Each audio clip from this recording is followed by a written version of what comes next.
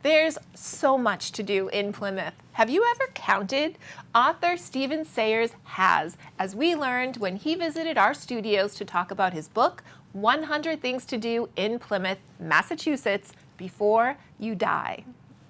We are here with Stephen Sayers, a local author who has published the book, The 100 Things to Do in Plymouth, Massachusetts, Before You Die. Stephen, thank you for joining us. Thanks for having me. It's great to have you here because I'm interested to see what I don't know about Plymouth.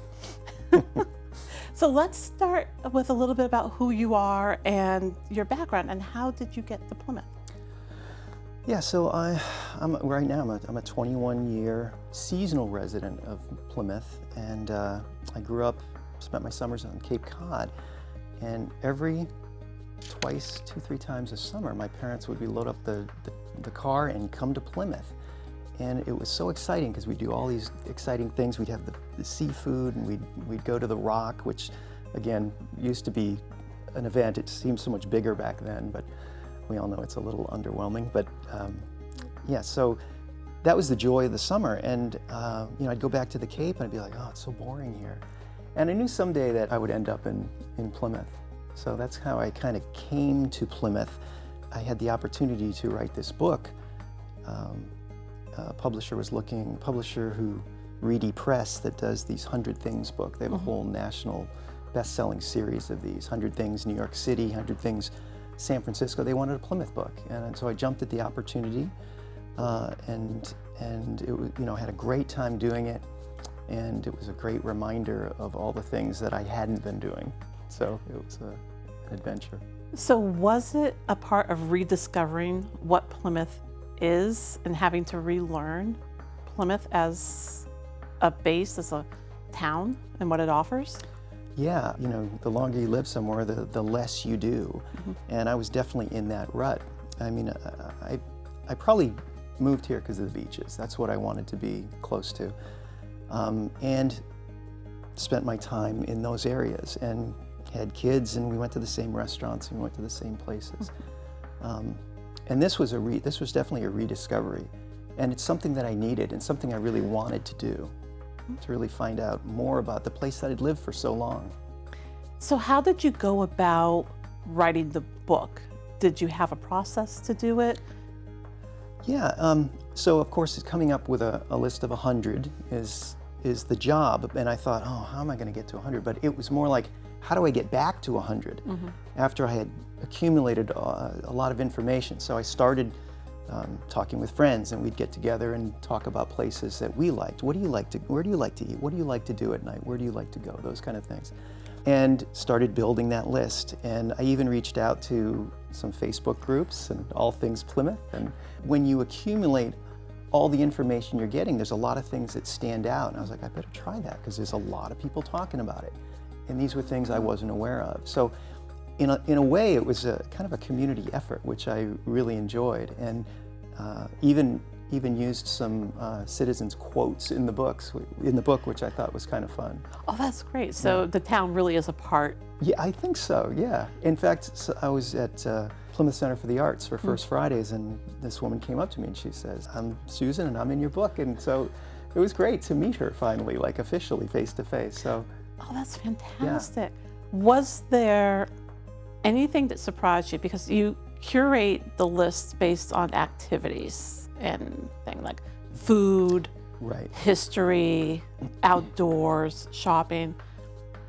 What surprised you? Was there anything that? The things that surprised me were mostly the things I didn't know. You know, I think learning about the two other rocks, you know, Pulpit Rock and Sacrifice Rock. I didn't know about those things. I was surprised by a lot of information that I did not know. The history, some of the myths in the history and the truths that I was able to uncover while, you know, talking about certain areas, like Coles Hill, for example. I didn't know that was actually the first burial site in Plymouth, and that they only discovered it in, what, 1735 when the bones washed into the harbor. So there was a lot of things that surprised me in terms of knowledge. Was there an area that you gravitated to personally for things to do? Yeah, so I again, moving here for the beaches, I enjoy the outdoor activities, and I was a little bit unaware of all of the open spaces that we have. I knew Miles Standish State Forest, and I'd done some biking there, and I kind of learned about Tidmarsh and that kind of rewilding of that former cranberry bog. What an amazing space that is now. And also some of the things with organizations like Wildland Trust that have really, in terms of conservation, have preserved a lot of, natural areas in Plymouth. So for me, that is the number one draw, one of the number one draws. There's so many. So have you made it to all the 100 places that you list in the book? Yeah, so that's a question I get a lot, which is a fair question. And I would say in my years here, I've been just about everywhere. But I made a conscious effort to go back to the places and see what the growth was. The one thing I will say is that I'm not so much of a foodie. For me to go to like 34 different restaurants, I probably would have gained 50 pounds, or gone broke in the process.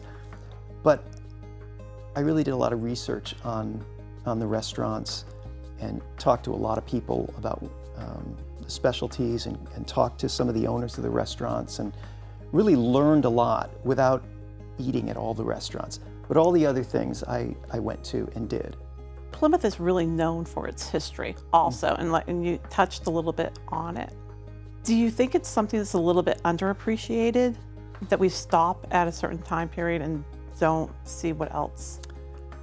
Yes, I do. And one of the things I discovered again was Plymouth Cordage Museum and the Plymouth Cordage Company, which was just this progressive company that was looking out for its employees 100 years ago, giving them health care and education and schools and nutrition programs and all of these things.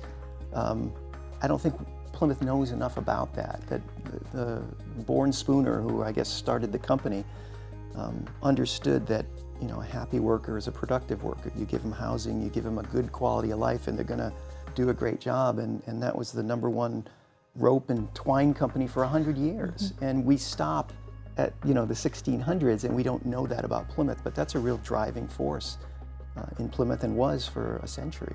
So after going through the 100 things, more than the 100 things, narrowing it down and revisiting some of them, what would you say is your perfect day in Plymouth? Perfect day starts with a walk on the beach. Okay. Always. I just love getting out there when it's quiet, it's nice and cool, and there's not a lot of people out there. Getting on the bike maybe and going out to Miles Standish State Forest for an hour or so, feeling some more of that open air. Of course, going downtown, maybe getting something at Wood Seafood, which I really like. I've always liked the basics. It doesn't have to be gourmet. Going down to the Spire and listening to some music and going out with some friends and going to one of the breweries at the end of the night. And then maybe when I get home, taking another walk on the beach. That sounds great, actually. That sounds like a perfect weekend thing to do. Yeah, too. absolutely. And what would you recommend for residents on how to rediscover Plymouth? Well, obviously, read the book. That's a good thing. But I think getting out of your comfort zone is a really good thing. And I always think about this book as, there's 100 things to do. If you did something new just once a week, you'd have 2 years of things to do. And it's little steps of finding out, what's out there and doing something a little different. And I think that really makes you get an appreciation for where you live, as I did, because there were a lot of things I didn't know. That's great. That's great advice anyway for life. Thank you so much, Steve, for joining us. Thank you. It's been a pleasure meeting with you and talking about Plymouth. Yeah, you too. Thank you. Thanks.